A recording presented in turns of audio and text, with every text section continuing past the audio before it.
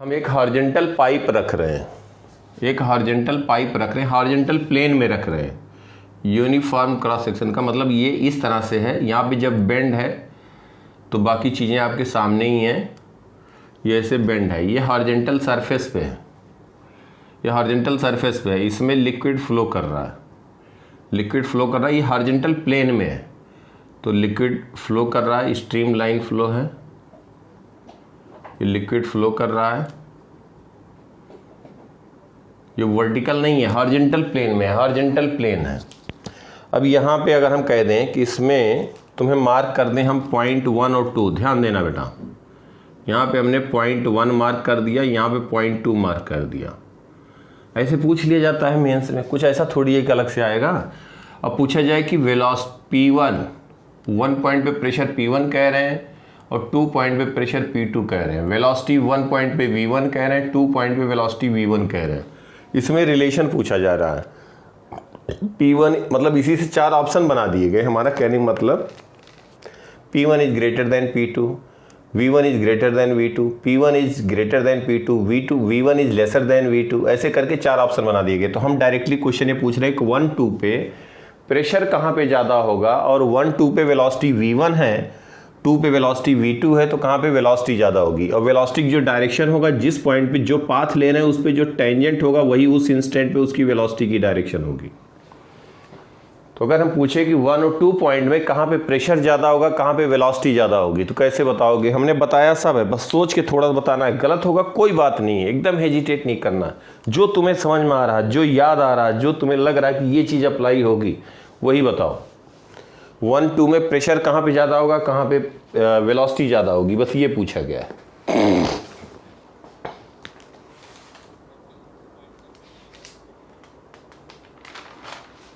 2 पे प्रेशर कम होगा, वेलोसिटी ज़्यादा होगी। और किसी का कोई आंसर, और कोई। हाँ, हॉरिजॉन्टल प्लेन में, हॉरिजॉन्टल प्लेन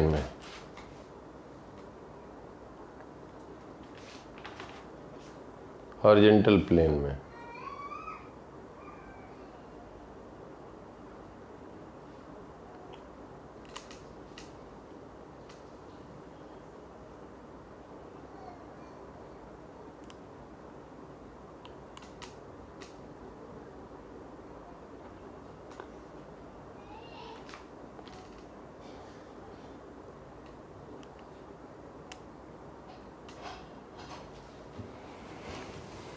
बिल्कुल सही बताया, वेरी गुड। अब ये बताओ कि बेटा सोमिल कैसे सोच के तुमने बताया कि 2 पे प्रेशर, 2 वेलोसिटी 2 पे ज़्यादा होगा, 2 पे प्रेशर कम होगा, यही तो बताया ना सोमिल। तुम्हारा आंसर यही है, 2 पे प्रेशर कम होगा, वेलोसिटी 2 पे ज़्यादा होगी, राइट। कैसे बताया,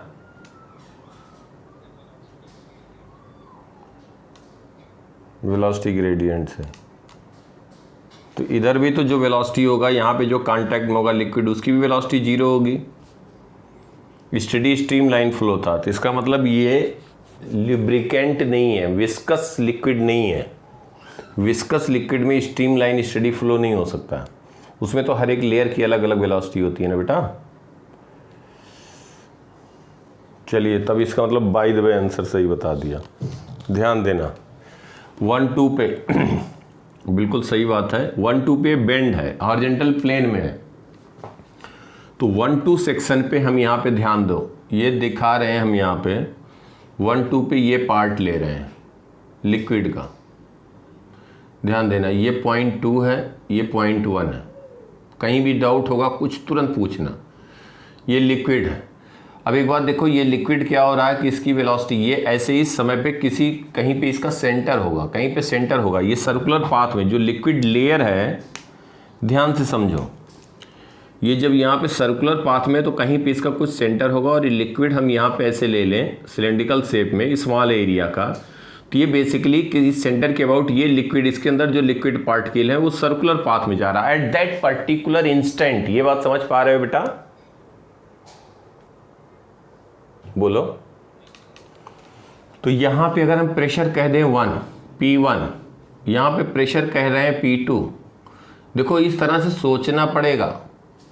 ये है रेडियस R2 कह दें, ये रेडियस कह दें R1। ध्यान देना, तो हमने क्या लिखा था P1 ds, इसका एरिया ds स्मॉल मान रहे हैं, ds area P1 ds minus P2 ds net force toward the centre, याद आया, इज इक्वल टू, ये हमने क्या बताया था, डायरेक्टली लिख सकते हो वैसे, अगर हम एरिया ना लिखें P1 माइनस P2 लिखें तो ये रिजल्ट भी हमने डिराइव कर दिया था। क्या आया था, रो ओमेगा स्क्वायर, अगर इसकी एंगुलर स्पीड ओमेगा है एट दैट इंस्टेंट मान लेते हैं, by 2 R1 square minus R2 square, ये लिखा था, याद आया। इसका मतलब कि जब ये R1 ज़्यादा है R2 से तो P1 की वैल्यू P2 से ज़्यादा हुई, P1 is greater then P2। और ये स्ट्रीम लाइन फ्लो है, steady flow, streamline flow के लिए बर्नौली थ्योरम 1-2 पे लगाएंगे। From Bernoulli theorem, from Bernoulli theorem, Bernoulli's theorem, ध्यान से समझना बेटा। 1 पॉइंट पे प्रेशर लिखेंगे P1 for unit volume, kinetic energy half rho V1 square, half rho V1 square, half rho V1 square plus potential energy 1 पे क्या कहोगे, वही रेफरेंस ले लेते हैं, जो हॉरिजॉन्टल सरफेस है वही रेफरेंस ले लिया, तो पोटेंशियल एनर्जी इसका 0 कहेंगे तो 2 का भी 0 होगा। बेटा हॉरिजॉन्टल सरफेस पे हाइट दोनों का सेम रहा ना, तो P2 लिख दिया गया plus half rho V2 square plus 0। अब यहाँ पे P1 is greater then P2, P1 P2 से ज़्यादा है तो V2 जो होगा V1 से ज़्यादा होगा, जबकि यहाँ बच्चे गलत कर देते हैं। तो P1 सिंस कोई ऐसी बात नहीं थी, सिंपल ही बात थी, P1 is greater then P2, V2 is greater then V1, तो V2 is greater then V1, P1 is greater then P2। ये लिखने की ज़रूरत नहीं है, ये तुम्हें अगर आइडिया होता तो डायरेक्ट लिख देते। जहाँ प्रेशर तुम्हें, ये तो भाई हम तो तुम्हें रिकॉल करके डिराइव कर रहे हैं, ये करने की ज़रूरत थोड़ी है भाई। 1 पे तुम्हें पता लग गया कि इस इंस्टेंट पे सर्कुलर पाथ में जाएगा तो 1 पे प्रेशर ज़्यादा होगा, 1 प्रेशर ज़्यादा होगा तो वहाँ पे जो यूनिट वॉल्यूम का काइनेटिक एनर्जी होगा वो कम होगा, तो V1 कम होगा। बस समझ गए बेटा, बिल्कुल क्लियर।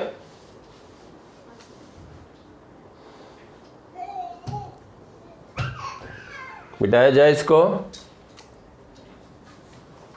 स्क्रीनशॉट लो, स्क्रीनशॉट लो बेटा।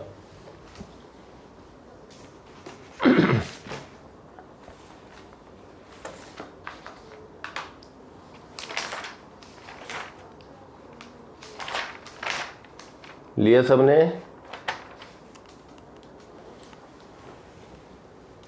मिटाओ इसको।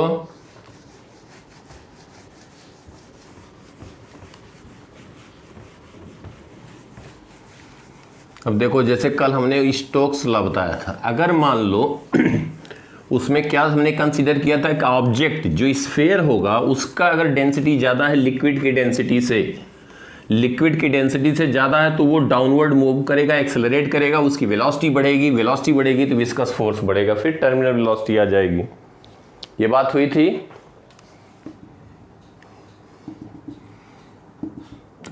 स्टोक्स लॉ में हमने ये बात की थी। अब यहाँ पे देखो कुछ पॉइंट है वही, अगर हम कह रहे हैं कि डेंसिटी ऑफ लिक्विड रो है और sigma is density of object, this is density of object, this is density of liquid,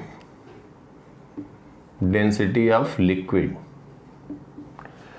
अब अगर इसको हम कह दें कि यहां से इसको रिलीज कर दिया गया, यहां पे हम क्या कंसीडर कर रहे हैं बेटा, ध्यान देना, डेंसिटी ऑफ लिक्विड जो हमने पहले क्या कंसीडर किया था, सरफेस पे छोड़ा गया था, याद आया। इसका वेट ज्यादा था तभी तो वो एक्सेलरेट कर रहा था नीचे, तो इसका मतलब डेंसिटी ऑब्जेक्ट का ज्यादा था इससे, तभी डाउनवर्ड ये एक्सेलरेट कर रहा था। अब यहां पे कह रहे हैं कि let density of liquid is greater than density of object, तब क्या होगा, इसको यहां से रिलीज करेंगे तो किधर जाएगा, अपवर्ड। स्फेरिकल ऑब्जेक्ट है तो रेडियस आर है। अपवर्ड जाएगा। अपवर्ड जाएगा तो क्या होगा, वेट तो इसका कांस्टेंट होगा, वेट कितना हो जाएगा 4/3 pi are cube into density of object into जी, ये वेट हो गया। इसका मतलब बॉइंट फोर्स ज्यादा हुआ, बॉइंट फोर्स क्या हो जाएगा 4/3 pi are cube into density of liquid into जी, ये हो गया अब थ्रस्ट या बॉइंट फोर्स, या बॉइंट फोर्स कह दें। ठीक है बेटा, अब बॉइंट फोर्स ज्यादा होगा जब वेट से, तो एक्सेलरेट अपवर्ड करेगा, एक्सेलरेट करेगा तो विस्कस फोर्स कितना लगेगा इस पे, विस्कस फोर्स अपवर्ड लगेगा, डाउनवर्ड बेटा। विस्कस फोर्स इसके वेलोसिटी के अपोजिट लगेगा जिस डायरेक्शन मूव कर रहा होगा। 6 pi eta R we, we अगर वेलोसिटी किसी इंस्टेंट पे है तो ये होगा viscous force, F viscous force. अब ये यहाँ पे बॉइंट फोर्स ज़्यादा है तो विस्कस फोर्स प्लस वेट, ये जब ये वैल्यू ज़्यादा होगी तो इसकी वेलोसिटी एक्सेलरेट कर रही है, अपवर्ड डायरेक्शन में बढ़ रही है।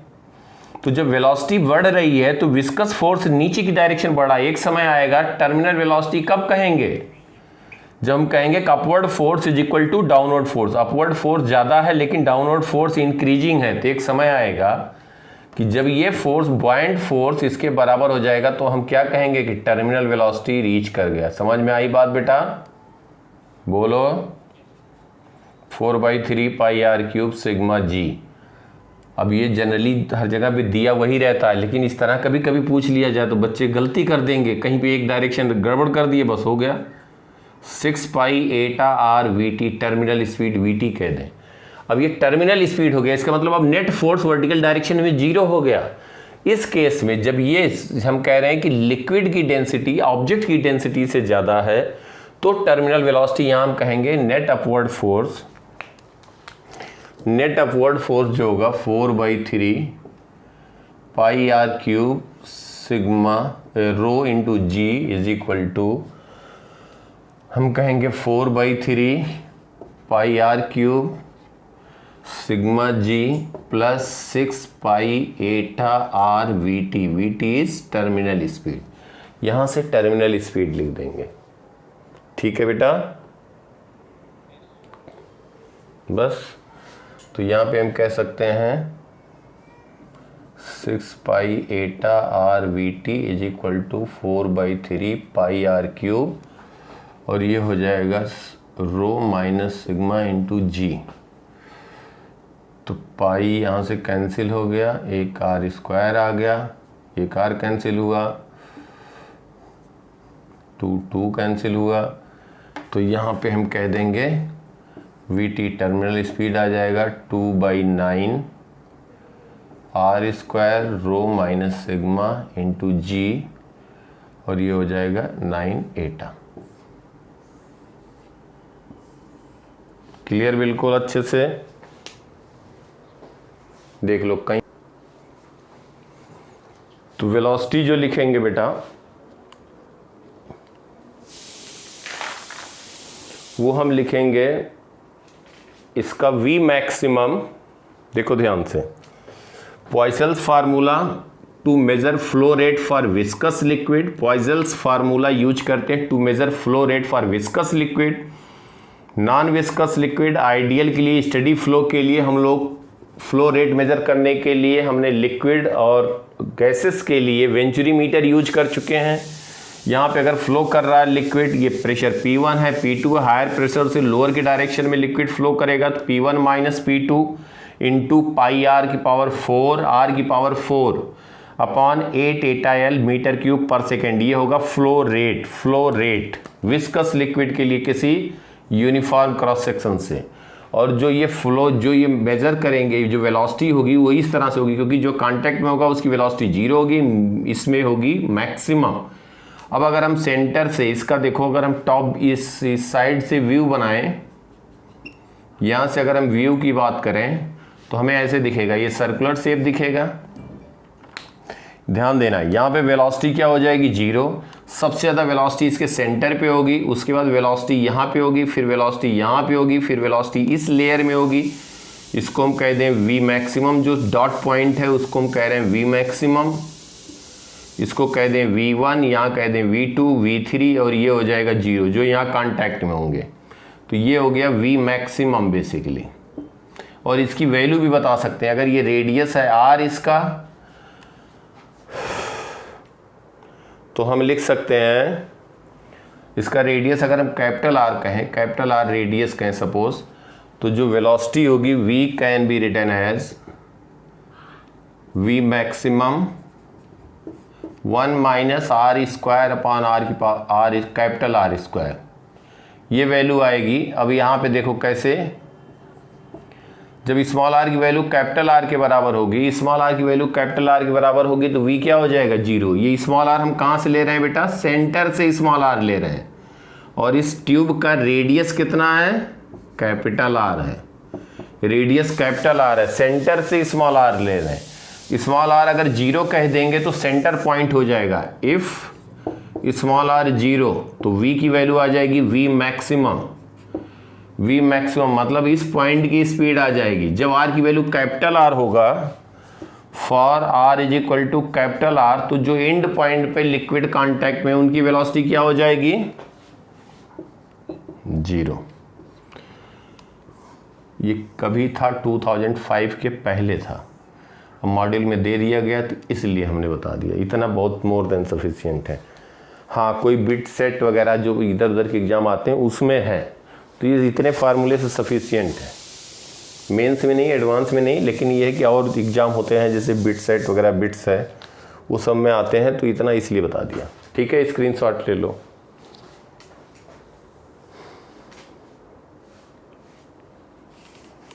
ले लिया?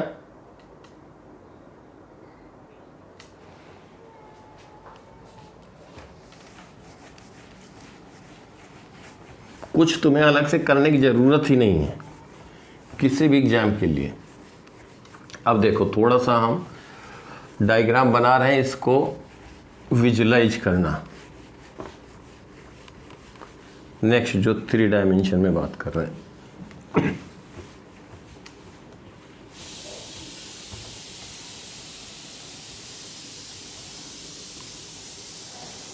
ये बताओ कि अगर एक लिक्विड है, ये है स्टेशनरी लिक्विड। अब बेटा ध्यान देना, इसमें हम क्या कर रहे हैं, दो रेक्टेंगुलर प्लेट ऐसे हम वर्टिकली इंसर्ट कर रहे हैं। 2 रेक्टेंगुलर प्लेट, उनके बीच का डिस्टेंस है d, उनके बीच का डिस्टेंस है d। थोड़ा हम डिस्टेंस ज़्यादा दिखा रहे हैं जबकि डिस्टेंस है बहुत कम। और सरफेस टेंशन गिवन है, सरफेस टेंशन इज T। ठीक है बेटा, given surface tension is T। अब क्या होगा, इस सरफेस टेंशन के कारण ये रेक्टेंगुलर प्लेट है, ये सफिशिएंट हाइट है कि मतलब इसके यहाँ पे टॉप तक नहीं पहुँच रहा लिक्विड, तो क्या होगा, लिक्विड राइज करेगा, इसके अंदर लिक्विड राइज करेगा। ठीक है, और ये दे दिया गया कि एंगल ऑफ कांटेक्ट अगर कह दिया जाए गिवन है, गिवन एंगल ऑफ कांटेक्ट, ध्यान से समझना, हर एक केस बताएंगे। एंगल ऑफ कांटेक्ट थीटा और distance between 2 plate is d, distance between 2 plate is d, small d। Find height rise h, कितना हाइट ये लिक्विड राइज किया h बताना, h की वैल्यू बतानी है।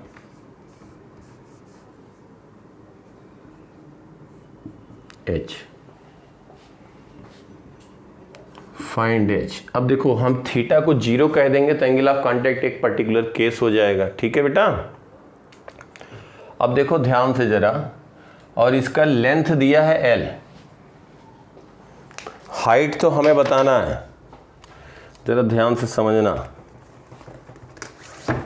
जैसे ये प्लेट है तो ये प्लेट का ये साइड व्यू, ऐसे एक प्लेट लगा, समझ पा रहे हैं बेटा सब लोग, ऐसे प्लेट है। तो हाइट का हमें तो यहाँ पे इसके बीच तक, अपर एंड तक गया ही नहीं, तो हाइट तो हमें एच कैलकुलेट करना, किस हाइट तक राइज किया।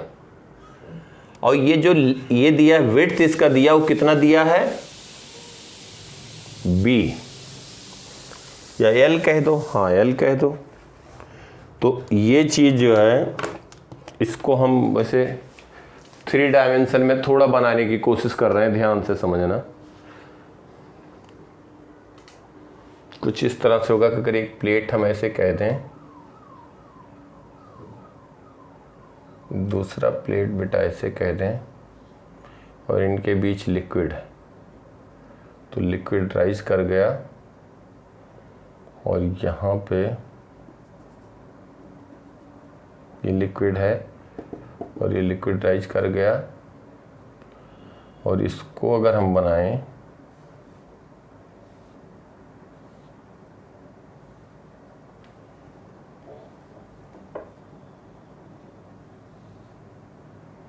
तो इस तरीके से लिक्विड का जो सरफेस होगा बेटा, इनके बीच में तो लिक्विड यही दिखेगा ना, ये हमने लेंथ कितना बता दिया, कह दिया एल, ये विड्थ ले लिया एल। समझ पा रहे हैं सब लोग इसको,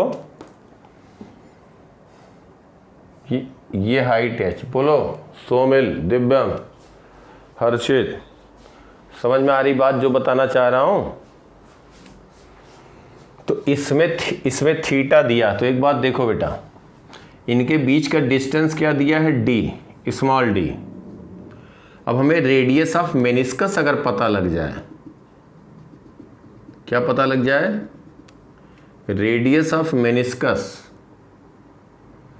तो फिर हम बता देंगे। क्या, कैसे बता देंगे फिर, क्योंकि यहाँ पे जो प्रेशर होगा, यहाँ पे एटमॉस्फेरिक प्रेशर वही इसके अंदर होगा, वही यहाँ पे होगा, same liquid, connecting liquid, same height पे प्रेशर सेम होगा, होगा कि नहीं होगा।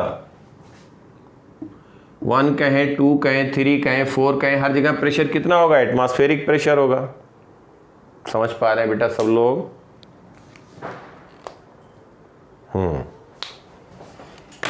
अब जरा ध्यान देना, ये हम यहाँ पे बात कर रहे हैं कि जो ये पार्ट है, एंगल ऑफ कांटेक्ट दिया थीटा, तो ये एंगल हो गया थीटा।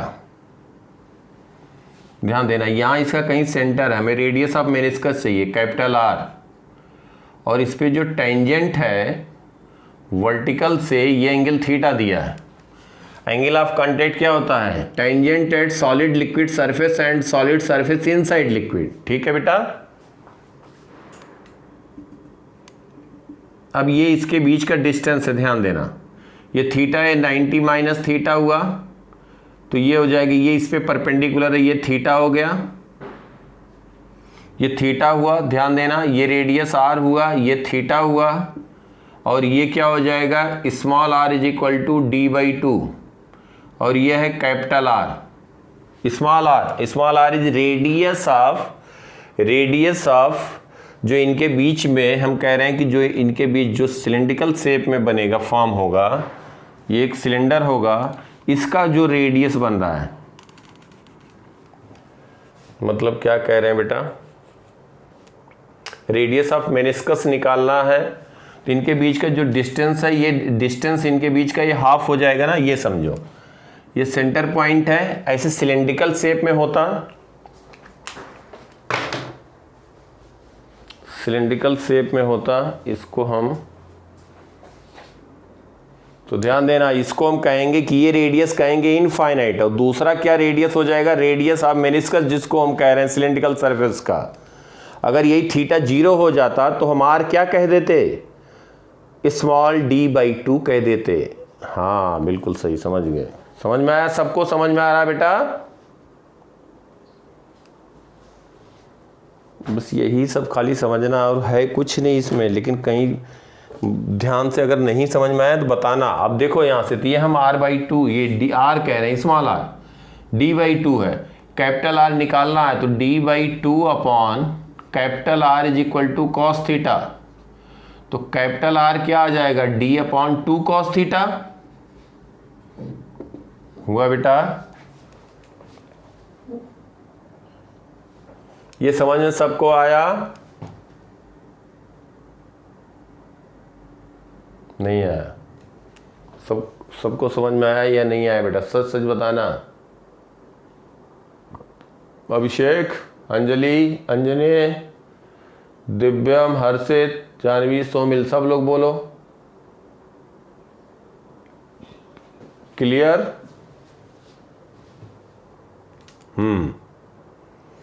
अब क्या हो गया, जब तुम्हें रेडियस ऑफ मेनिस्कस पता लग गया बेटा, तो यहां पे भी प्रेशर कितना है जानवी? यहां पे प्रेशर कितना है? P naught. P naught. Abhishek, इसके जस्ट इनसाइड प्रेशर कितना होगा?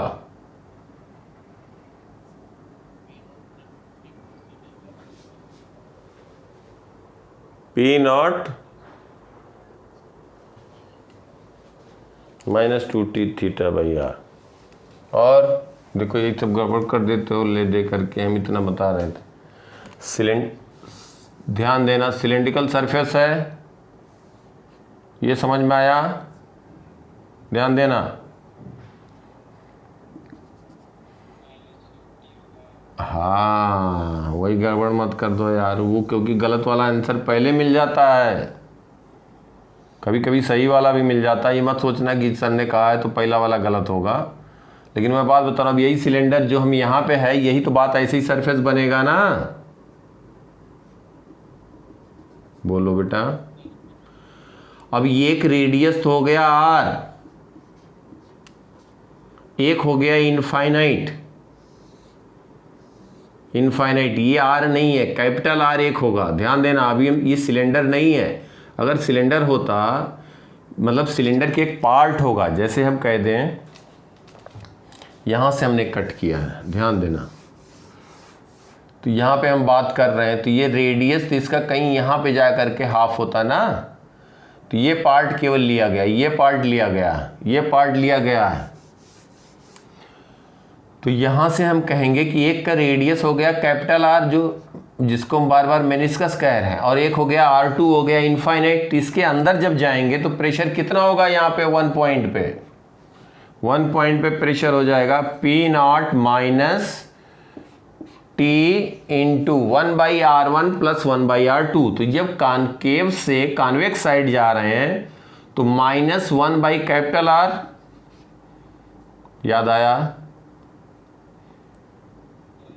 -1 अपॉन क्या कह दोगे? इनफाइनाइट। कम होगा ना बेटा? इसको माइनस कह दें या यहां माइनस लिख दिया तो इसको प्लस लिख दो। समझ पाए बात को? या इसको प्लस लिखते तो ये माइनस होता। तो यहां पे T/R आएगा, P not minus T/R। R हम कैलकुलेट कर चुके हैं। अब यहां पे प्रेशर 1 पे आ गया, प्लस रो GH, 2 पॉइंट पे जाना है, तो क्या लिखोगे? P1 प्लस रो GH। तो हम क्या कह रहे हैं? P not minus T/R plus row GH। यहां पहुंच गए, यहां प्रेशर कितना है? P not. H की वैल्यू आ गई कि नहीं आ गई? H कितना आ जाएगा? H आ जाएगा T/ρgr। अब यहाँ पे हमें थिकनेस दिया दोनों के बीच का डिस्टेंस, तो कैपिटल आर क्या लिखोगे? D/2 cos theta. ρgr, are की जगह क्या लिखोगे? D/2 cos थीटा, तो 2t cos थीटा। ये हो गया H। अगर कहा जाए एंगल ऑफ कांटेक्ट इज 0, तो वही कैपिटल आर हो जाएगा स्मॉल आर के बराबर। स्मॉल आर जो होगा वो D/2 हो जाएगा for theta is 0 angle of contact. तब ये एक तरह से सिलेंड्रिकल शेप हो गया, तब एकदम बिल्कुल ये सिलेंड्रिकल शेप हो गया। अभी ये ऐसे था दोनों प्लेट के बीच में, अब क्या हो गया? एक सेमी सिलेंडर हो गया। समझ में आई?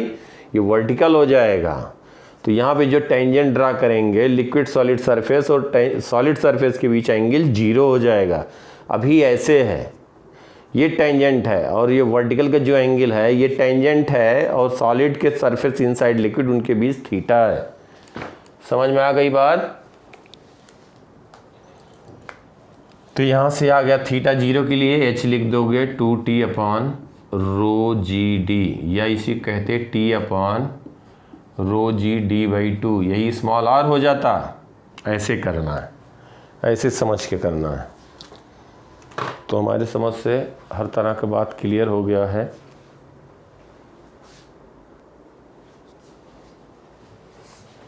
स्क्रीनशॉट लिया?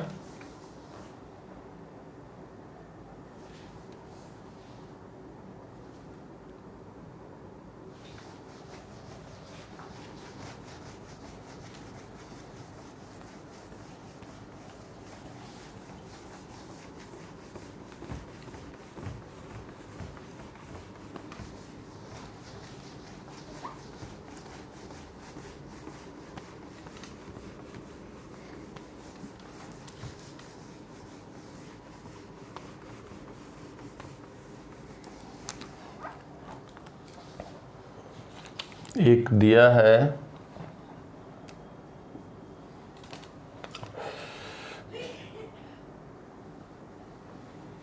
वेजल है, इसके अंदर एक कोनिकल ट्यूब रख दिया गया। समझाने के लिए थोड़ा बड़ा बना रहे हैं।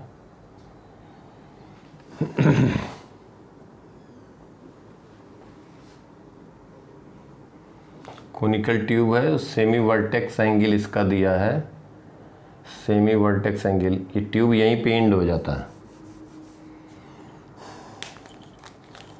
इसका दिया है सेमी वर्टेक्स एंगल, अगर इसको हम एक्सटेंड करें तो कहीं पे मीट करेगा। ये मीट नहीं कर रहा, लेकिन ये हम बता रहे हैं। तो यहाँ पे दिया है अल्फ़ा, या अल्फ़ा बाई 2 लिख दें, कोई बात नहीं। और इसके अंदर लिक्विड है, तो इसमें ये बेसिकली इसका रेडियस कम है, हम दिखाने के लिए बड़ा सा बना रहे हैं। ये कहीं पे राइज कर गया, एंगल ऑफ कांटेक्ट गिवन है। यहाँ पे इसका रेडियस दिया है। रेडियस किसका गिवन है? जो कोनिकल शेप में कैपिलरी ट्यूब है, जो हाईएस्ट पॉइंट है, इसका रेडियस दिया है आर गिवन है। एंगल ऑफ कांटेक्ट थीटा है। Semi vertex angle alpha by 2 है। फाइंड एच की वैल्यू पूछी जा रही है, किस हाइट तक ये राइज कर जाएगा। हाइट का मतलब ये एच कंसीडर करें, क्योंकि एच के कंपैरिजन में स्मॉल आर ये सब वैल्यू बहुत कम है। एच की वैल्यू पूछी गई है। और टी इज सरफेस टेंशन। देखो तो हमें क्या चाहिए ये बताओ। रेडियस ऑफ मेनिस्कस, क्या चाहिए? Radius of meniscus. अब एक बात ध्यान दो, यहाँ पे टेंजेंट ड्रा करें, ध्यान देना। इस पे टेंजेंट ड्रा किया, सॉलिड लिक्विड सरफेस, तो एक इधर भी है, एक इधर भी है, and solid surface inside liquid. तो सॉलिड सरफेस इनसाइड लिक्विड ये मिला। Tangent at solid liquid surface इधर भी हुआ, इधर भी हुआ, लेकिन सॉलिड सरफेस इनसाइड लिक्विड ये हुआ, तो ये एंगल थीटा दिया। ये एंगल थीटा दिया है। और वर्टेक्स से ध्यान देना, वर्टेक्स से ये एंगल दिया है अल्फा बाई 2, तो ये एंगल हो गया अल्फा बाई 2। अल्फा दिया होता तो अल्फा हो जाता। अब यहाँ पे कहीं पे इसका रेडियस ऑफ मेनिस्कस होगा, कैपिटल आर चाहिए हमें। रेडियस ऑफ मेनिस्कस अगर पता लग गया तो फिर हम जस्ट इनसाइड यहाँ बता देंगे बेटा प्रेशर। और सेम लिक्विड सेम लेवल पे, कनेक्टिंग लिक्विड स्टेशनरी लिक्विड पे प्रेशर सेम होगा। समझ पा रहे हो सब लोग? तो ये एंगल थीटा है अल्फा बाई 2, तो ये टोटल एंगल आ गया दिस एंड दिस वर्टिकल। ये एंगल कितना हो गया? थीटा प्लस अल्फा बाई 2 हुआ। इस पे ये परपेंडिकुलर है तो 90, theta plus alpha by 2। Let beta is theta plus alpha by 2, बाद में वैल्यू रख देंगे। ये बीटा मान लिया तो 90 माइनस बीटा, तो ये बीटा आ गया बेटा कि नहीं? बोलो, बीटा आ गया। बस रेडियस आर चाहिए, स्मॉल आर गिवन है, कैपिटल आर दे देता तो फिर करना ही नहीं था ना, सीधा हम यहाँ पे लिखते। तो कुछ तो देखेगा ना कि तुम्हें समझ में आ रही बात कि नहीं, इसलिए स्मॉल आर दे दिया। अब ये एंगल हो गया तुम्हारा कितना हो गया बीटा, और बीटा हमने क्या माना है, ये माना नहीं, बीटा दिया है थीटा प्लस अल्फा बाई 2, तो ये कैपिटल आर आ जाएगा, small r upon capital R is equal to cos beta, तो capital R will be equal to small r upon cos beta, तो small r upon cos of beta की जगह लिखोगे theta plus alpha by 2। समझ में आ रही बात बेटा सबको अच्छे से? एक बार हम रिकॉर्डिंग कर दे रहे हैं, बढ़िया से समझ लेना बेटा, और जो भी आज तक आए हुए हैं, कुछ करो ना करो क्लास किए हो, आज तक आए हुए क्वेश्चन तुम एडवांस के लेके एक तरफ से शुरू हो जाना, 90% क्वेश्चन ऐसे ही करते जाओगे। तो हमने शुरू में कहा था, अभी फिर कह रहा हूँ, रिवीजन कम से कम 2 बार कराऊंगा, और 1.3 टाइम 1.5 टाइम ज़्यादा लेवल ले जाएंगे। फिर यही सब चीज़ें तुम्हें लगेगा कि क्या कर रहे थे, यही सब पूछते हैं क्या है, यही होता है, और कुछ ऐसा नहीं कि मुश्किल आसान होता है। तो इसलिए घबराना नहीं है, परेशान, जो जिसका रैंक भी आता है, टॉप भी करते हैं, वो भी तुम्हारे जैसे होते हैं, ऐसा कुछ अलग से नहीं टपकते हैं बेटा, सच्चाई बता रहा हूँ। बाद में सब ज्ञान देने लग जाते हैं दूसरे को, सबको जो लगता है सबको लगता है, तुम लोग ठीक और अच्छा कर सकते हो जहाँ तक पोटेंशियल की बात है, बाकी यूज करोगे प्रॉपर बहुत बढ़िया होगा। चलिए ये आ गया, अब क्या कहोगे, स्मॉल आर अपॉन ये आ गया कैपिटल आर, हमें हाइट बताना है, कॉनकेव से इधर से अंदर जा रहे हैं बेटा, इसका सरफेस कैसा होगा, एक स्फीयर का पार्ट होगा, स्फीयर का होगा, समझ पा रहे हो बात को, ध्यान देना, ये सिलेंड्रिकल नहीं है। तो यहाँ पे क्या कहोगे, इसके अंदर जस्ट इनसाइड प्रेशर, यहाँ पी नॉट है, एटमॉस्फेरिक प्रेशर है, इसके अंदर लिखो, यहाँ से यहाँ तक जाओ तो पी नॉट, क्या लिखो मैं प्रेशर यहाँ पे,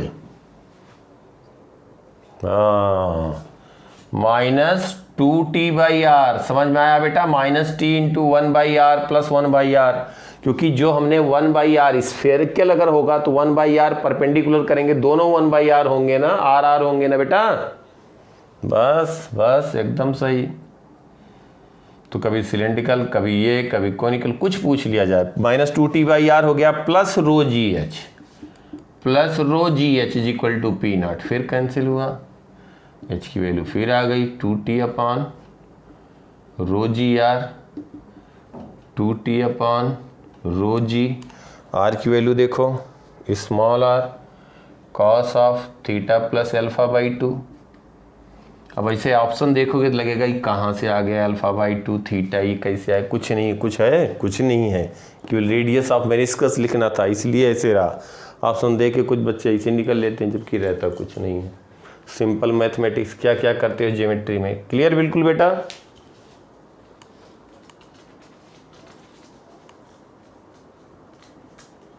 ठीक है, चलो एक आध क्वेश्चन और दिया था, मैं इसको मिटाऊं जल्दी से,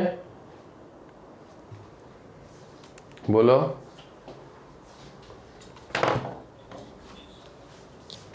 कोई डाउट यहां तक किसी को? कोई डाउट बेटा किसी को कहीं भी?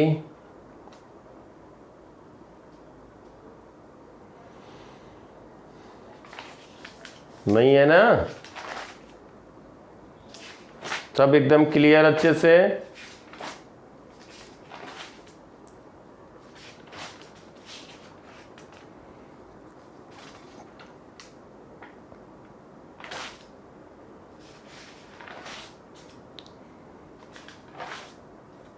बस एक सेकंड बेटा, देख रहा हूँ कुछ रह तो नहीं गया किसी भी टाइप में।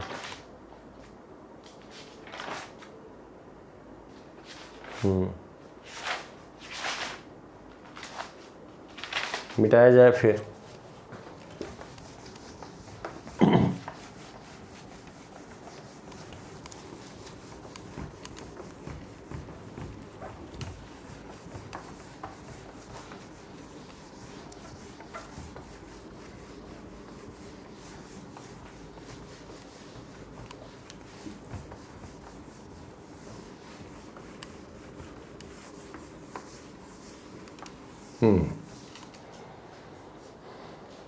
ये क्वेश्चन हमने दिया था तो मुझे थोड़ा सा लग रहा कि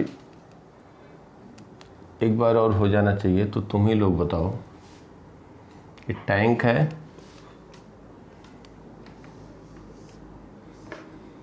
टैंक है बेटा, इसमें दिया है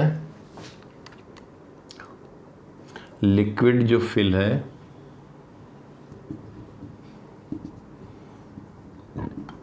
यह है लिक्विड है। यहाँ पे एक रॉड हिंज है जो रोटेट कर सकता है, इसके अबाउट रॉड रोटेट कर सकता है। तो क्वेश्चन में ये गिवन है कि रॉड की जो लेंथ है उसका हाफ पार्ट लिक्विड फिल है, हाफ पार्ट लिक्विड फिल है, और ये पॉइंट पे हिंज है। इस तरह से कराया था, ये हिंज है मतलब रोटेट कर सकता है। क्लियर बिल्कुल। और इसका हम कह रहे हैं कि डेंसिटी जो लिक्विड की है वो रो नॉट है, और density of rod, rho is density of rod. इसकी जो लेंथ है उसका हाफ लेंथ, ये गिवन है कि जो इसकी लेंथ है इसका हाफ लेंथ लिक्विड फिल है, इसका हाफ लेंथ लिक्विड फिल है, इसका लेंथ कहा जाए एल। तो ये पूछा गया। उसके बाद फिर ये रॉड, ऑब्वियसली ऐसे कुछ होगा क्योंकि इसकी डेंसिटी कम है, गिवन है rho is lesser than rho naught. तो इसका थीटा एंगल पूछा गया, find theta from horizontal, find theta, find theta.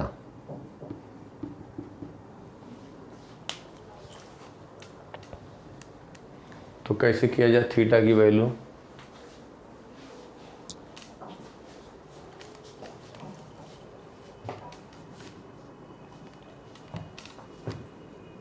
बोलो बेटा, थीटा कैसे लिखा जाए?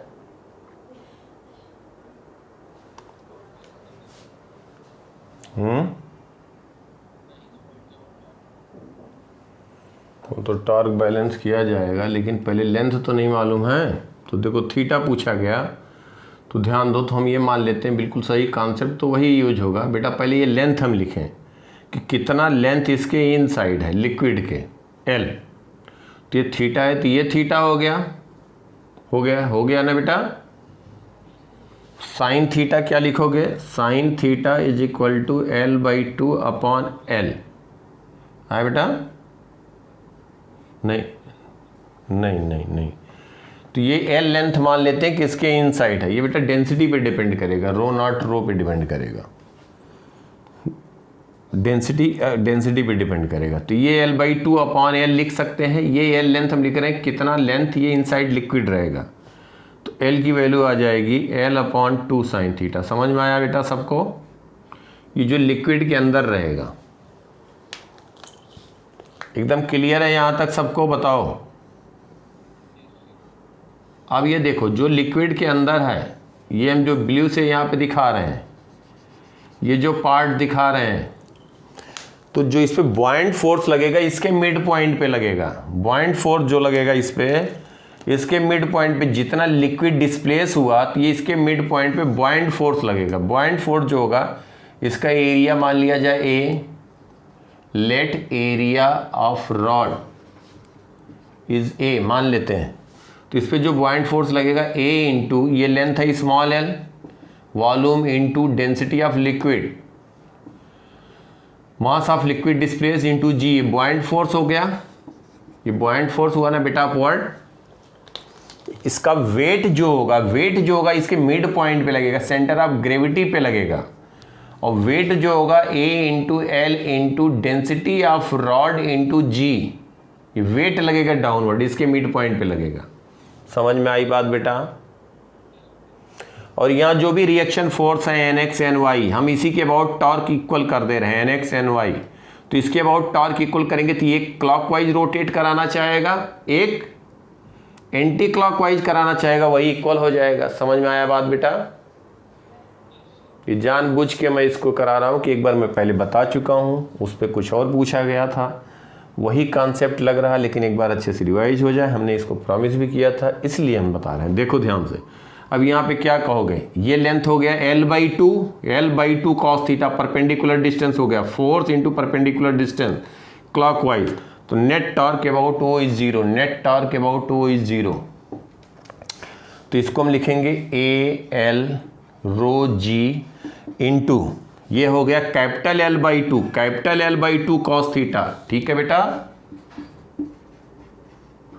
Clockwise is equal to buoyant force A into small L into density of liquid into G into perpendicular distance. ध्यान देना ये L है तो ये L by two cos theta, L by two small L by two cos theta, anti clockwise.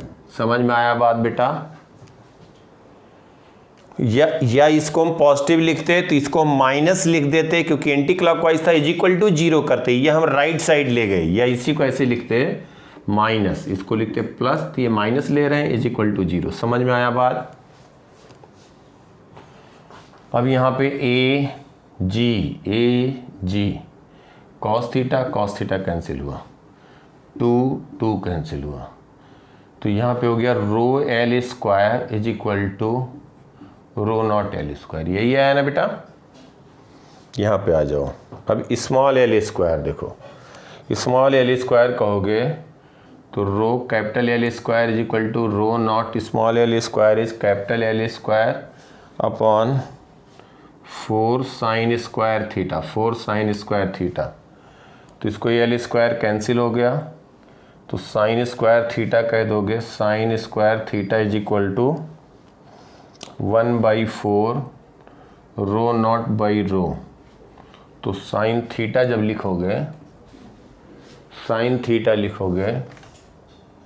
तो sine theta आ जाएगा 1/2 under root rho not by rho. तो रो नॉट पे वैल्यू दिया जाएगा बेटा, अगर रो नॉट रो के बराबर है तो थीटा आ जाएगा 30 डिग्री। समझ में आ गई बात? तो ये भी एक्सप्रेशन अगर याद रहे तो अच्छी बात, अगर डेंसिटी दिया है रो नॉट रो के बराबर है तो 30 आ जाएगी। तो ये बिल्कुल क्लियर अच्छे से सबको ये मिटाया जाए इसको। तो ये बेटा स्टोक्स लॉ वगैरह ऐसा कुछ है नहीं, बाकी हम टेस्ट ले करके उसमें दे के डिस्कस कर देंगे, कुछ बनेगा। टॉर्क वार्क को थोड़ा सा बन सकता है, ऐसा नहीं मैं कहूँगा, लेकिन बाकी कर सकते हो, बहुत आसान है, पूरा रिवाइज कर लेना अच्छे से। तो सक्सेसफुली हमने खूब टाइम लगा करके इत्मीनान से, और लेक्चर यही करना, कहीं से XYZ कुछ पढ़ने की ज़रूरत नहीं है, इसमें मास्टरी है 100%। सीधा अटेम्प्ट करो, कोई क्वेश्चन कहीं का भी दिखे, जितना विजुलाइज किया सरफेस टेंशन वगैरह वाले को नोट करना। अब मैं एडवांस वगैरह क्या क्वेश्चन डिस्कस करूँ, भी फटाफट कर दोगे, कहो तो मैं कर दूँ एक आध दो, ऐसा नहीं है, लेकिन ऐसा कुछ मुझे दिख नहीं रहा कि नहीं होगा। बोलो, मैं 12-14 नंबर क्वेश्चन इनका एडवांस का आया हुआ है, लास्ट ईयर कहो तो एक आध हम दिखाएं तो लगेगा कि हाँ सर सही कह रहे हैं, कर दूं? चलो लो इसका स्क्रीनशॉट लो, देखो अब ऐसे सब क्वेश्चन आते हैं, मैं एडवांस की बात कर रहा हूँ।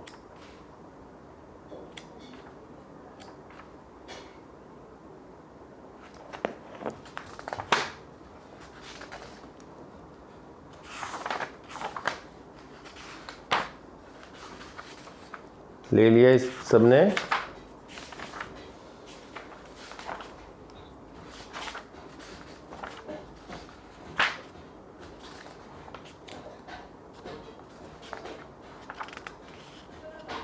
जो उस तरह के रहते हैं हटा भी देते हैं, हमें याद है, मैं ऐसे ही बता देते हैं। एक आध हम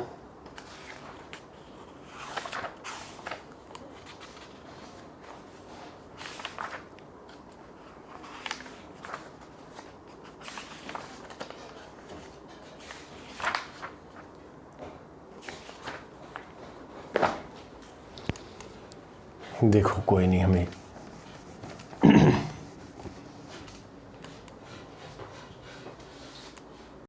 लिक्विड फ्लो करेगा तो इसमें दिया था कि इसका रेडियस स्मॉल आर है। अब बेटा हम जानबूझ के थोड़ा बड़ा बना रहे हैं जिससे दिखे बात को, small are is much lesser than R. तो यहाँ पे क्या हो रहा है कि स्मॉल आर इसका रेडियस दिया है, स्मॉल आर रेडियस दिया है पाइप का, तो यहाँ पे ड्रॉप, बहुत स्लोली इसको ओपन कर रहे हैं टैप को, बहुत स्लोली टैप को ओपन कर रहे हैं। तो यहाँ पे ऐसे ड्रॉप का साइज ऐसे बढ़ता जाएगा बढ़ता जाएगा बढ़ता जाएगा। तो दिया है when angle of contact becomes, angle of contact when angle of contact will be theta, drop loses contact from tap, liquid drop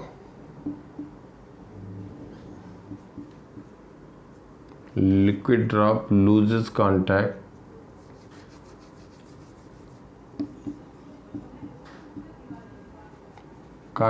from tap तो उस समय इसकी रेडियस पूछा गया क्या होगा। एंड कंसीडर, या बेटा कोई नहीं, हम थोड़ा सा चेंज कर दे रहे हैं, उससे और बढ़िया ही बना दे रहे हैं, उससे थोड़ा हम बढ़िया ही बना दे रहे हैं एकदम। देखो ये दिया है कि तो है ना, angle of contact will be theta, liquid drop loses contact from tap and radius of drop is r. R is much greater than small r. Find surface tension. Find T, surface tension. ये पूछा गया पहला part. दूसरा पूछा गया surface energy when it will leave contact. surface energy।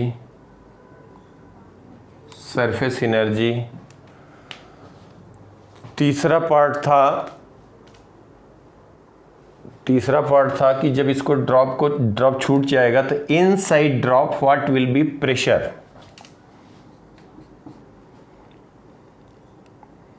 After losing contact find pressure inside drop. 4 number के थे। Inside drop देखो ध्यान से, अब यहाँ पे स्मॉल आर दे दिया, बहुत कम है। इसका मतलब क्या हुआ कि यहाँ पे एंगल ऑफ कांटेक्ट, ध्यान देना, जो ये हम बात कर रहे हैं स्फीयर का, ये हुआ ड्रॉप। इसका मतलब हुआ कि इसका वॉल्यूम हम 4/3 कैपिटल आर क्यूब ले सकते हैं। ये बहुत छोटा होने का मतलब हो गया कि ये जो पार्ट कुछ नेग्लेक्ट होगा तो उसको भी हम पूरे की स्फीयर ले सकते हैं, सॉलिड स्फीयर। समझ पा रहे हो बेटा? तो यहाँ पे देखो कि एंगल ऑफ कांटेक्ट दे दिया, तो एंगल ऑफ कांटेक्ट हम कह देंगे ये हो गया solid liquid surface and solid surface. तो this can be written as theta. देखो सॉलिड लिक्विड सरफेस और सॉलिड सरफेस, तो ये थीटा हो गया। तो सरफेस टेंशन किधर एक्ट कर रहा होगा? टी इधर लग रहा होगा, ऐसे टी इधर लग रहा होगा, टी कॉस थीटा वर्टिकल हो गया, एक हो गया हॉरिजॉन्टल, ऐसे टी साइन थीटा इधर हो गया और एक वर्टिकल हो जाएगा टी कॉस थीटा इधर हो जाएगा। ये टी कॉस थीटा किस पे एक्ट कर रहा होगा? एक सर्किल होगा बेटा जिस पे एक्ट कर रहा होगा टी कॉस थीटा। हाँ बस स्मॉल आर।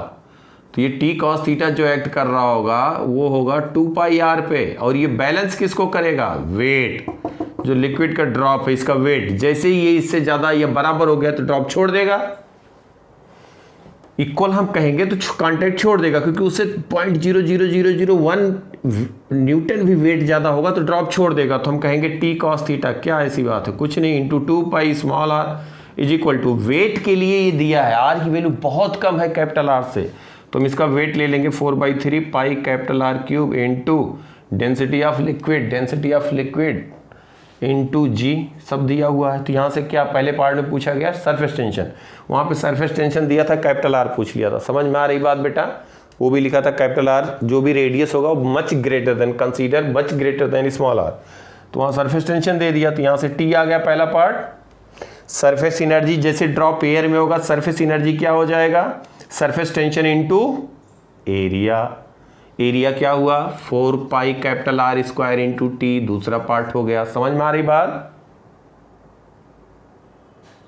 अगर सोप बबल होता तो 2 एरिया होते, 2 सरफेस होते, तो यही 2 टाइम कर देते, क्योंकि अंदर भी एयर होता, बाहर भी एयर होता। समझ में आ रही बात? जैसे जो बबल फुलाते हैं, ऐसे डिप करके फूंक मारते हैं ना, तो बन जाता है बबल, तो उसके अंदर भी एयर होता है, बाहर भी एयर होता है। समझ में आ रही बात बेटा? तो वहां पे 2 टाइम कर देते। तीसरे में कहा गया इसके अंदर जब ये ड्रॉप अभी एयर में जा रहा, तो कहीं पे भी जा रहा है जो भी ड्रॉप है, तो इसके अंदर बाहर एटमॉस्फेरिक प्रेशर है, इसके अंदर प्रेशर क्या लिखोगे? P inside. बस सब 4 नंबर थे, तो ये सब तो क्वेश्चन है, वही मतलब बताने का है, कुछ नहीं है बेटा। तब आसान आसान होता है यार, सच्चाई है ये। देखो कहीं पे कुछ अगर लगता है एक बार चेक करो। हाँ, एक और अभी 20 में पूछा गया है, वो भी हम दे देते हैं। एडवांस की बात कर रहा हूँ सब, वो भी देख लो। मिटाएं इसको, समझ गए ना क्या एक एक लाइन की बात थी बेटा? वो अपने आप दिया जाएगा। वैसे मैं पूछ रहा हूँ अपने आप से, चलो कोई नहीं। अगर ये नहीं दिया जाता, इसको एक बार स्क्रीनशॉट लो, फिर मैं आगे थोड़ा सा और ऐड करूँ इसमें भी।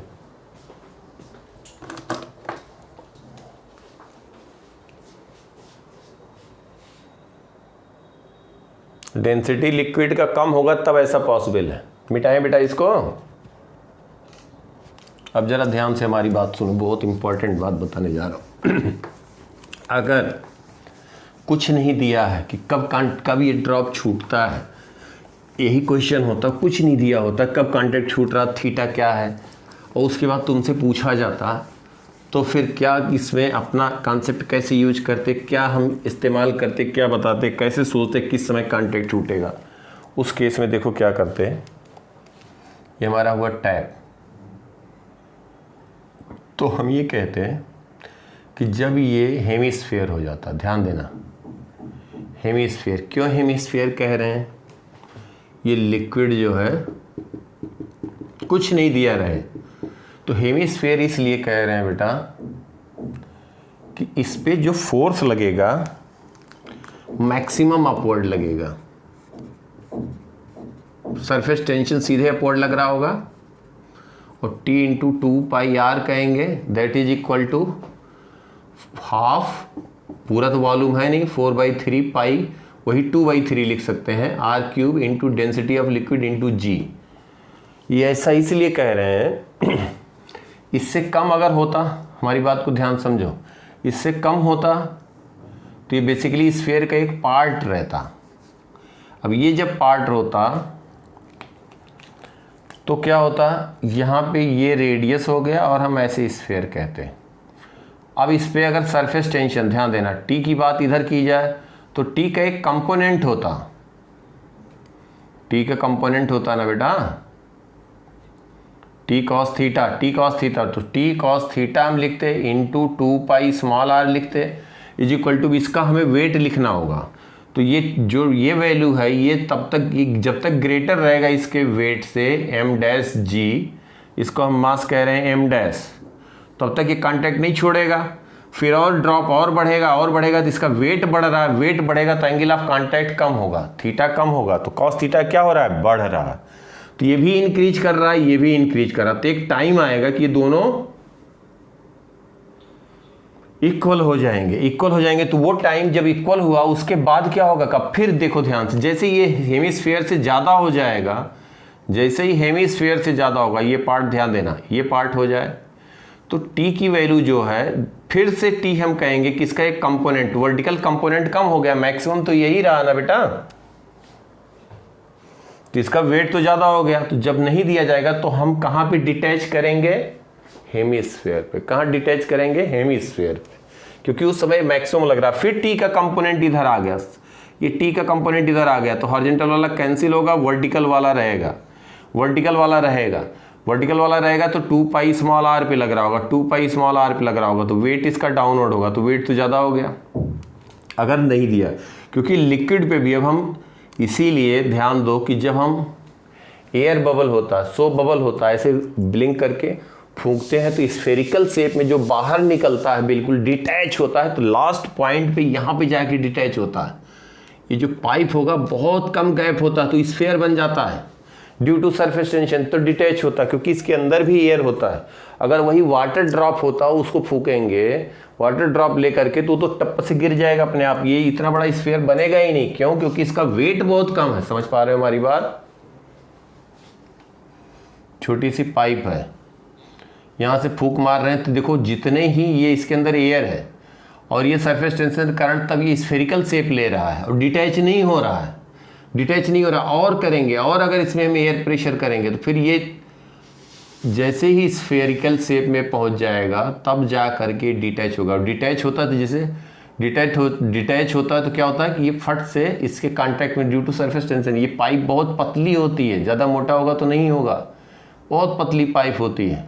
तो जब ये डिटैच हो रहा होता है तो सरफेस टेंशन फिर ये यहाँ से मतलब डिटैच हो जाता है, कह सकते हो। क्यों इस स्फेरिकल शेप में? क्योंकि इसका वेट बहुत कम है। वेट ज़्यादा होता है, वही वाटर ड्रॉप ले लो एक्स्ट्रा में, ऐसे धीरे धीरे करो तो वाटर ड्रॉप स्फेरिकल शेप नहीं आएगा, हेमिस्फीयर होगा तभी ड्रॉप छोड़ देगा। ऐसे ही इस पे क्वेश्चन अगर मान लो पूछ लिया जाए, ध्यान देना, ये बात समझ पा रहे हो? इसको भी एक्सप्लेन कर सकते हैं। देखो जब हेमिस्फीयर होगा और उसको तुम और प्रेशर दे रहे हो और एयर यहाँ पे ब्लो कर रहे हो और एयर इसके अंदर ले जा रहे हो तो क्या होगा? इसका साइज और बड़ा होगा, और साइज बड़ा होगा तो ये फिर इस शेप में आ जाएगा।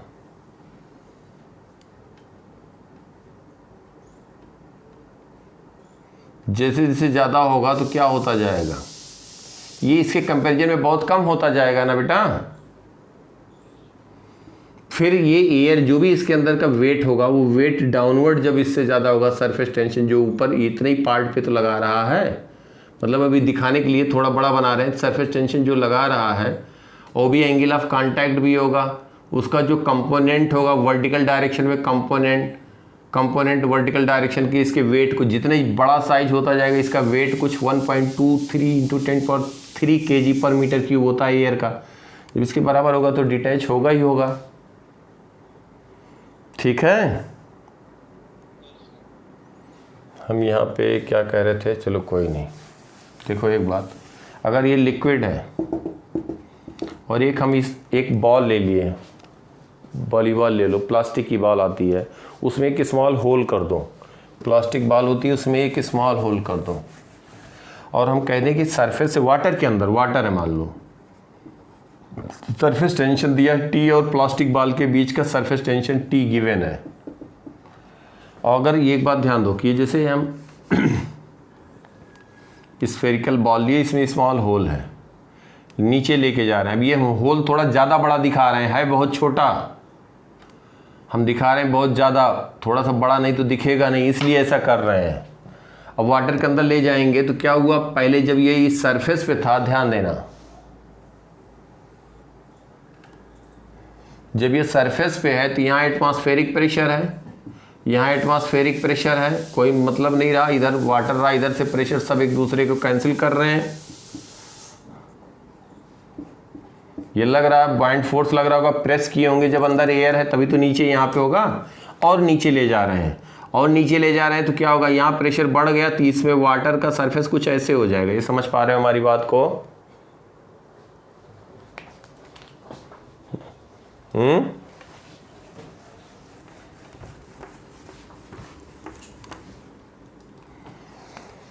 और इसको अंदर ले जाएं और अंदर इसको हम लेके जाएं तो हम क्या कह सकते हैं?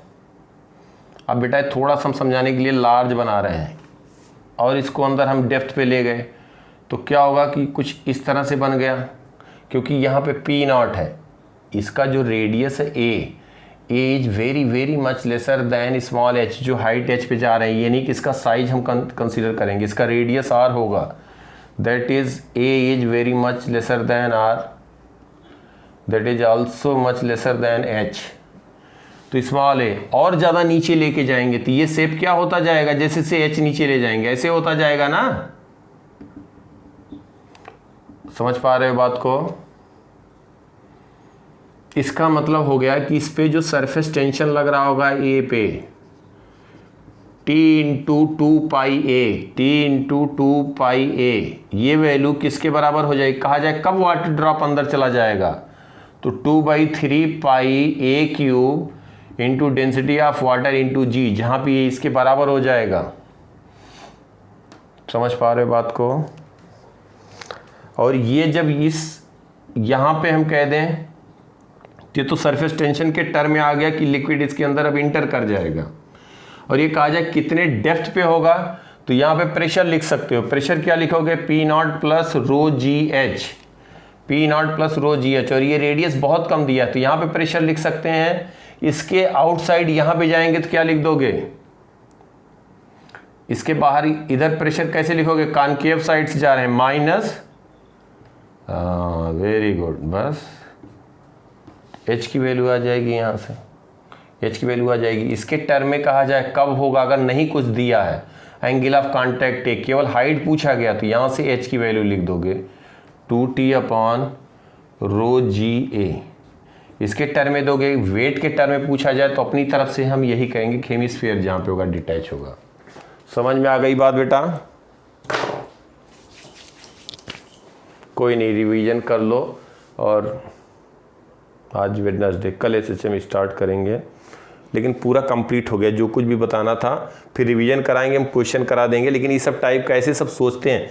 अब एक बात देखो, यहाँ पे वही बात है कि रह जाता है। अब कोई कह दे कि सर ऐसे ही नहीं, हम यहाँ पे होल किए हैं, हम ऐसे लेके जा रहे हैं, तो ऐसे भी लेके जा सकते हो, वही चीज़ तो होगा। ये बेटा बहुत छोटा है, हम बार बार कह रहे हैं कि ये स्फीयर ही छोटा है। स्फीयर के बाद जो इसमें होल है वो और छोटा है, तो इसके हाइट के कंपैरिजन में इसको हम कंसीडर नहीं करेंगे। इसका रेडियस, यहाँ प्रेशर लिख रहे हैं कि यहाँ लिख रहे हैं, यहाँ लिख रहे हैं। समझ में आ रही बात ना? लेकिन समझाने के लिए थोड़ा बड़ा बनाना पड़ रहा है। इधर कहीं होल करते तो उधर भी वही बात होती, सरफेस टेंशन के टर्म में।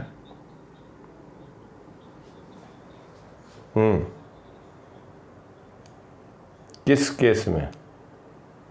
यहाँ पे, हाँ, नहीं तो यहाँ पे प्रेशर के टर्म में केवल लिखेंगे। हाइट जब पूछा जाएगा, हाइट पूछा जाएगा, क्योंकि हम इसका बहुत कम है तो इसको हम इसको वेट को बैलेंस नहीं करेंगे। इसका एक्चुअली शेप ही कुछ ऐसे हो जाएगा। समझ पा रहे हैं? लेकिन इतना कम, इतना छोटा लेंगे तो हम सरफेस टेंशन के ही बारे में, एच के बारे में बात किया जाएगा। अगर अपवर्ड होगा, वेट वाला जब कॉन्सेप्ट तभी यूज होगा जब ये वर्टिकल होगा। ठीक है, मतलब इससे ज़्यादा ना कभी हुआ है, ना आया है, ना आएगा। कोई टेंशन की बात नहीं। तुम लोग भी थक गए होगे, थोड़ा सा रेस्ट लो। 4 बजे से फिर क्लास होगी। कोई नहीं बेटा, ये सब आगे बहुत मदद करेगा, लेकिन क्लास में ही समझा करो। कोई बात नहीं, थोड़ा स्ट्रेस लेना पड़ता है, कंपटीशन है। मेन क्या है कि एक बार कॉलेज में पहुंच जाओ, एंट्री हो जाए, फिर तो कोई टेंशन ही नहीं होगा। स्कूल से भी आसान पढ़ाई है। हमारी बात याद रखना कि सर ने क्या कहा था। स्कूल से भी आसान। 4 क्लास होती है 55 मिनट की बस, और 2 दिन लैब होता है आफ्टरनून में। सैटरडे कहीं कहीं पे सैटरडे में हाफ डे होता है, कहीं कहीं सैटरडे संडे ऑफ होता है। संडे तो पूरा ऑफ होता है, हाफ डे तो हमेशा ऑफ होता है। कहीं कहीं सैटरडे में होता है। 2 दिन, सेकेंड हाफ में 2 दिन लैब होता है। 55 मिनट की 4 क्लास, बीच में ब्रेक आधे घंटे, 1.5 घंटे का लंच टाइम, बात कह रहा हूँ। और सेकेंड हाफ जो 2 दिन होता है, जो प्रैक्टिकल का होता है, जो जाते हैं, दिए रहते हैं तो मालूम रहता है, पढ़ के जाते हैं, आधा घंटा में रीडिंग लेके निकल आते हैं। और जो पढ़ाते हैं टीचर, IIT NIT प्रोफेसर, वही पेपर सेट करते हैं, तीसरा नहीं उनका पेपर बनाता है। तो हमारा कहने में हर यूनिवर्सिटी का अपना अलग अलग होता है। तो वही हमारा कहने का मतलब यह है कि सब चीज़ें बहुत आसान हो जाएंगी, कुछ नहीं मुश्किल। अभी पेन लेना पड़ेगा, क्योंकि 3 लाख 4 लाख 5 लाख सीरियस कैंडिडेट होते हैं, बैठते तो 10 12 15 हैं। तो उसमें अगर सबको पीछे करना है तो थोड़ा सा पेन लेना पड़ता है बेटा। लाइफ की बात है, कोई नहीं। सबसे इम्पोर्टेंट टाइम रहता है ये। कॉलेज में पहुंच जाओगे एकदम मत, कोई टेंशन ही नहीं। ठीक है, ओके बेटा, bye, take care, bye bye, see you next class, bye.